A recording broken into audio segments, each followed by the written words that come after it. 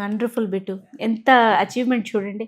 ఎక్కడ వాళ్ళు పాజ్ అన్నారో అక్కడే మీరు మళ్ళీ స్టార్ట్ చేశారు. ఆళ్ళ దృష్టిలోనే పడి అదే సినిమాలో మీరు అదే వాళ్ళు డైరెక్ట్ చేసిన సినిమాలో చేయడం జరిగింది. ఆళ్ళ ప్రెజెన్స్ ఎవరో ఒకరు మనల్ని ఖచ్చితంగా గుర్తిస్తారు. వండర్ఫుల్ బిట్టు. మీరు చాలా చాలా ఎత్తుకెదగాలని మనస్ఫూర్తిగా కోరుకుంటూ, వెళ్ళే ముందు నాకు మీరు ఒక్క ఇమిటేషన్ చేసి పెట్టి వెళ్ళండి.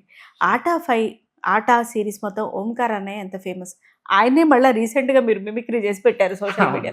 ఇప్పుడు ఫర్ ఎగ్జాంపుల్ ఇన్నేళ్ల తర్వాత ఓంకార్ గారు మిమ్మల్ని కలిస్తే హాయ్ బిట్టు అని చెప్పి ఒక రకంగా పలకరిస్తారు కదా, ఎలా చేస్తారు ఏంటి?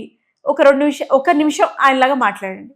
బెట్టో ఎంత బాగా చేస్తున్నావు తెలుసా, పొలిటీషియన్ లాగా చాలా బాగా చేస్తున్నావు నాన్న. ఓకే ఓకే, బ్లెస్సింగ్స్ వద్దు. ఓకే, చక్కగా చేస్తున్నావు, అలానే చేయి నాన్న. ఓకేనా? నీకు తొందరలోనే మన రాజుగారి గది 4లో అవకాశం ఇస్తాను. క్లాప్స్. Very good. అలానే మన లాస్ట్ అండ్ ఫైనల్ బాలయ్య గారిది. Yes yes of course. Balayya garu లేకపోతే ఎట్లా? ప్లీజ్ కానివ్వండి. సునైనా గారు అంటే మనకు తెలుసు ఎప్పటి నుంచో నాన్నగారు టైంలో అమరు సినిమా నేను నాన్నగారు చూసాను. చక్కగా చేస్తారు, చక్కగా చేస్తారు. మీ నటన చూశాను. ఏంటి గోలా? సైలెన్స్ గాడిదే. ఎక్కడికి వచ్చావు? నాన్నగారు మీరు కలిసి చూస్తారు. చూసే వాళ్ళము.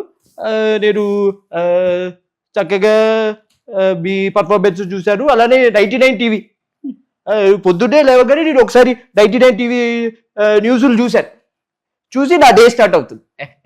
సో అలా అప్పట్లో అలానే చూస్తూ ఉంటూ చక్కగా చేస్తున్నారు. All the best. సూపర్ రా బిట్టు. Thank you. వండర్ఫుల్ అండి. Very positive energy.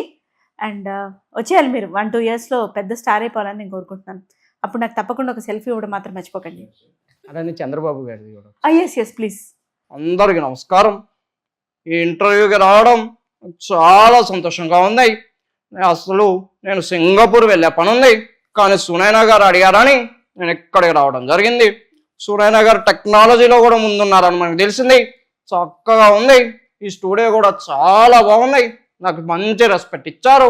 మరి ఈ విధంగానే మీరు ముందుకు వెళ్ళాలని కోరుకుంటూ, జై తెలుగు భూమి, జై జై తెలుగు భూమి.